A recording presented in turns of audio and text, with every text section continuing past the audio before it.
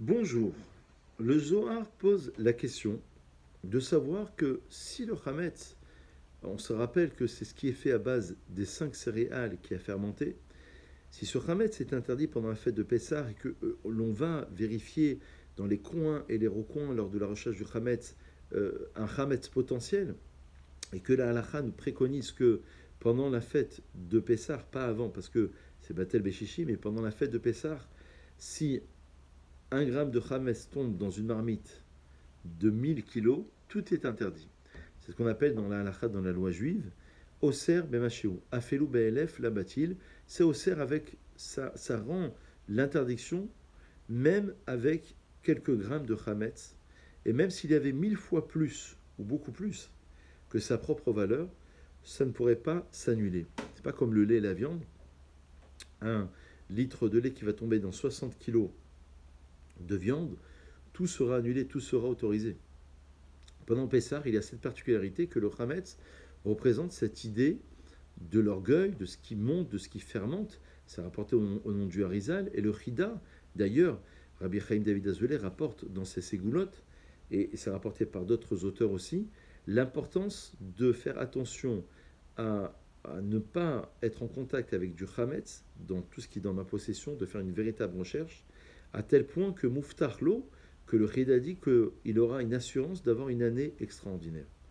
D'ailleurs, dans Pessah, Kacher et Sameach, ce que l'on se souhaite à l'approche de Pessah, il y a les initiales de toutes les fêtes de l'année.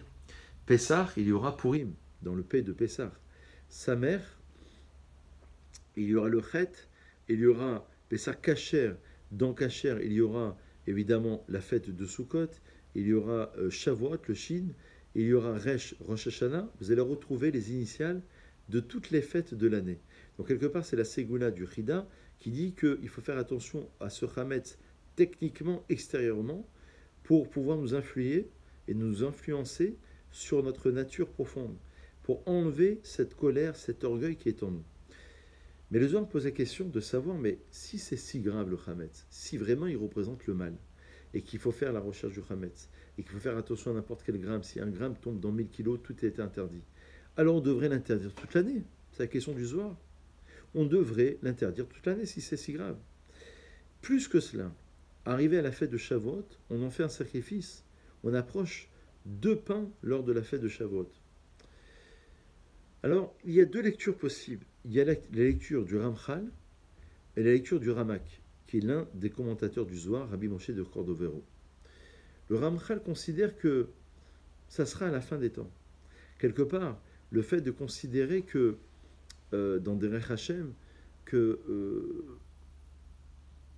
on ne consommera, Bila Amavet Anissar, que le mal va disparaître, la mort va disparaître à la fin des temps, à l'époque messianique, c'est vrai, mais pour l'instant, on n'est pas arrivé à la fin des temps.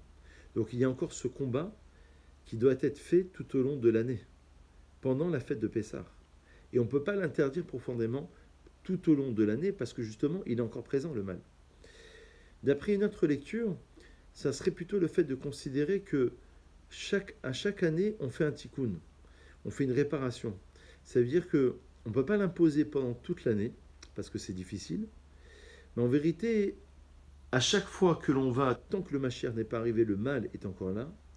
Le mal est appelé à disparaître, comme il est dit dans la Gemara de Souka, la page 52, que Dieu va faire la shrita, l'abattage rituel du penchant du mal, qui est représenté par le mal Hamavet, par l'ange de la mort. Et c'est intéressant de voir que pour l'instant, il y a encore ce combat.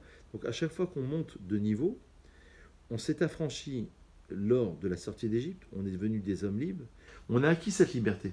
Mais on a encore ce combat avec les forces du mal, avec les épreuves, avec les difficultés. Donc à chaque fois qu'on va monter de niveau, il y a un autre Yetzer Hara. En fait, c'est un cycle, mais même dans le sens positif, pas forcément dans le sens négatif. Dans le sens positif, il y a un cycle qui va se faire que lorsque je vais monter de niveau au niveau spirituel, je vais affronter un autre Yetzer Hara. Prenons un exemple très simple. Quelqu'un qui n'était pas religieux, ne mangeait pas kasher, ne faisait pas Shabbat, il devient religieux, il mange kasher, il comprend l'importance du Shabbat, il pratique son Shabbat. Mais il va avoir maintenant un autre Yetzer Hara. Il aura plus ce Yetzer Hara, ce penchant du mal de transgresser Shabbat. Il aura un Yetzer Hara sur la médisance ou sur l'étude de la Torah.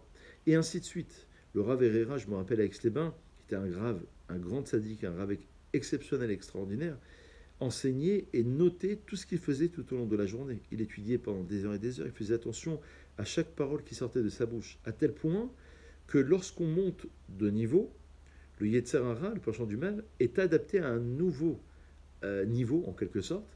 Et donc, chaque année, même si on a été affranchi de ce Yetzer Hara de l'époque de la sortie d'Égypte, et on est devenu des hommes libres, il va falloir combattre de nouveau un nouveau Hametz. C'est pour ça que on n'interdit pas pendant tout au long de l'année, parce qu'il y a, pendant Pessah, il y a encore ce combat qui doit être fait.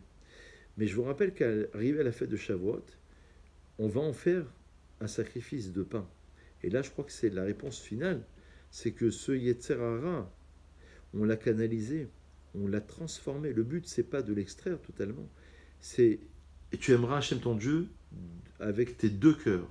Le penchant du bien, Bechol Evavecha, non pas Bechol Libecha au singulier, mais avec tes deux cœurs, Bechol Evavecha, il y a 2 mètres, pour dire qu'on va se rapprocher de Dieu à travers le cœur représentant le penchant du bien et le penchant du mal. Et on va essayer, au contraire, de le canaliser comme l'exemple connu et classique du Talmud, qui considère que quelqu'un qui est amené, de par sa nature, dans ses gènes, à verser du sang, il ne va pas verser du sang pour tuer, il va verser du sang pour faire une mila, une circoncision, ou pour l'abattage rituel.